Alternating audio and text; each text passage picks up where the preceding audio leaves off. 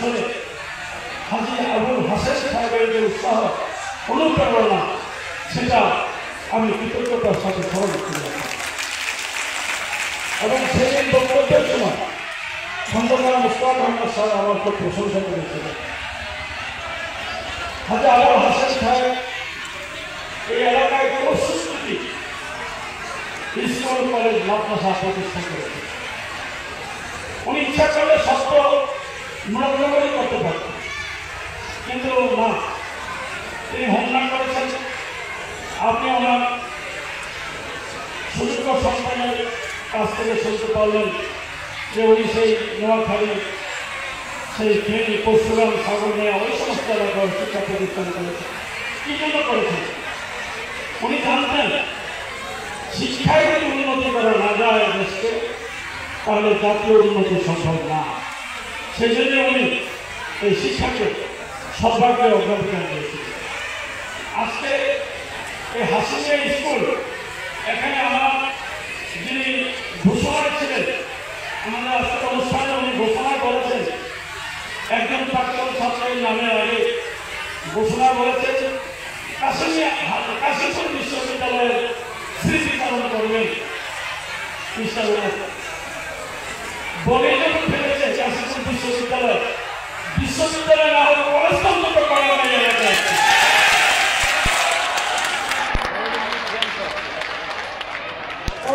আমার জানা মধ্যে আশেপাশে কলেজ নয়, এখানে যদি একটা কলেজ হয় তাহলে এলাকার ছাত্রছাত্রীরা আজকে এত ধর্মনিরপেক্ষ জায়গা এখানে অবস্থা এবং সমাজের উঁচু লেভেলে যাতে প্রবর্তন, প্রশাসনের উচ্চ স্তরে তাদের অবস্থান, অনেক ডাক্তার আছেন, ইঞ্জিনিয়ার আছেন। সুতরাং এখানে যদি কলেজ প্রতিষ্ঠা করা যায়, খুব সহজেই এই কলেজটি প্রতিষ্ঠা লাভ করে দেবে আমার বিশ্বাস। কলেজ হওয়ার প্রথম ইন্টারমিডিয়েট কলেজ করতে হয় অনুযায়ী, ইন্টারমিডিয়েট কলেজ করার পরে অটোমেটিক এটা আবার চাহিদা অনুযায়ী এটা ডিগ্রি কলেজে উন্নীত হবে।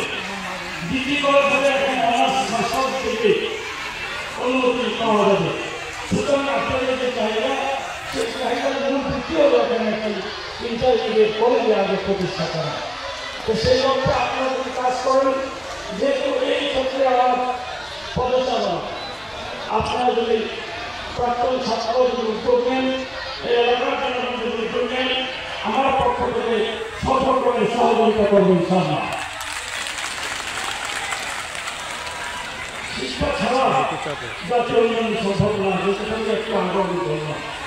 এই এলাকাকে উন্নতি করতে হবে, তাই শিক্ষাকে প্রাধান্য দিতে হবে।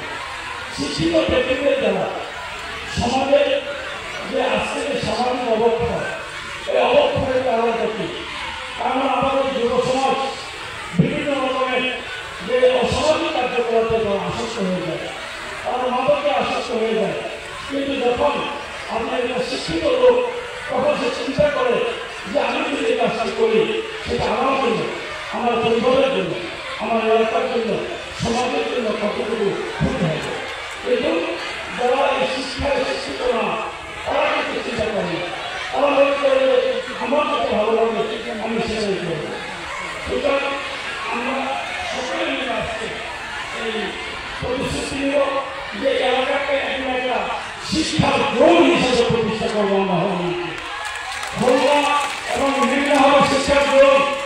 সবাই অনুসরণ করলে খুলনা এবং মেঘনাকে যত রকমের কৃতিত্ব শিক্ষা নিয়ে আসতে হয়, খুলনা মেঘনা শিক্ষা করে নিয়ে আসবে এবং তাদেরকে সেভাবে আমরা করে দেবো।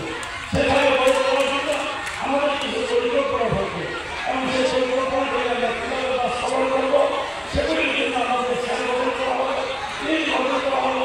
এই সেই টিমের মাধ্যমে আমরা সেগুলিকে আমরা বাস্তবায়ন করবো। এখানে আমার কাছে একটি স্লিপ আছে, এই স্লিপগুলো আজকে যেহেতু আমাদের রাজনৈতিক দলের সমান, এটা একেবারেই নিরপেক্ষ। কারণ এখানে যারা প্রাক্তন ছাত্র, তারা বিভিন্ন দলের মতো আছে, সেজন্য আমি কোনো পরিবর্তন বক্তব্য দিতে পারছি না। এখানে আপনার একটা স্টেজ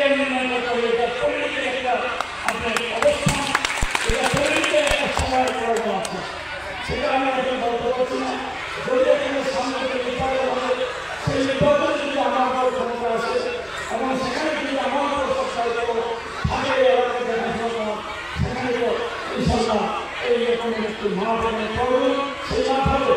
কারণ খেলাধুলা ছাড়া ছাত্রছাত্রীদের মনোযোগ প্রফুল্ল রাখার জন্য আমি যে কথাই আমি বলেছি সামাজিক লক্ষ্যকে ধরে রাখার জন্য ছাত্রছাত্রীদেরকে খেলাধুলা প্রদান করে দিতে হবে। যদি তাদেরকে খেলাধুলা করতে খেলে আমরা তাহলে অন্য দিকে তাদের মন জায়গা হবে না। সেই জন্য বিভিন্ন রকমের খেলাধুলা যাতে এখানে করা যায় সেই আধুনিক আপনার একটি খেলার মাঠের প্রয়োজন এবং অন্যান্য সুবিধার প্রয়োজন সেটা ইনশাল্লাহ আগামীতে কোনো একটি জনসভায় সেই বিষয়ে আপনাদের উদ্দেশ্যে আমি বক্তব্য রাখবো। আজকে আমি এর বাইরে কোনো বক্তব্য দিতে চাই না। আর আমার একটি জনসভা আছে সেই কাজিনাথের বিশাল জনসভা, সেই জনসভায় আমরা চলে যাবো। সেই জন্য আপনারা সাথে ক্ষমতা দৃষ্টি রাখবেন, আপনাদের কাছ থেকে আমাদের বিদায় চলে যেতে হবে। আজকে এই ধরনের একটি মানে 50 বছরের একটি পুরুষের আগামী করেছে এই কাশিপুর হাসিনা স্কুলের প্রাক্তন ছাত্রছাত্রীদেরকে অনুকরণ করবে হেমনা নামের স্কুলের প্রাক্তন ছাত্রছাত্রী এবং তাদের অনুকরণ করবে মেঘিয়ার প্রাক্তন ছাত্রছাত্রীরা এবং আপনারা ইতিহাস করে করবেন। আপনারা আপনাদের একটি সহযোগিতা করবে, সবাই বলবে যে কাশিপুর হাসিনা স্কুলের প্রাক্তন ছাত্রছাত্রীরা করেছেন, আমরা ঠিক সেভাবে করতে চাই। সুতরাং আজকে আপনাদের প্রতি আপনাদেরকে শ্রদ্ধা করি, আপনাদের প্রতি কৃতজ্ঞতা করি। এই ধরনের অনুষ্ঠানে আমাদের করার জন্য অনুষ্ঠানের সকলের প্রতি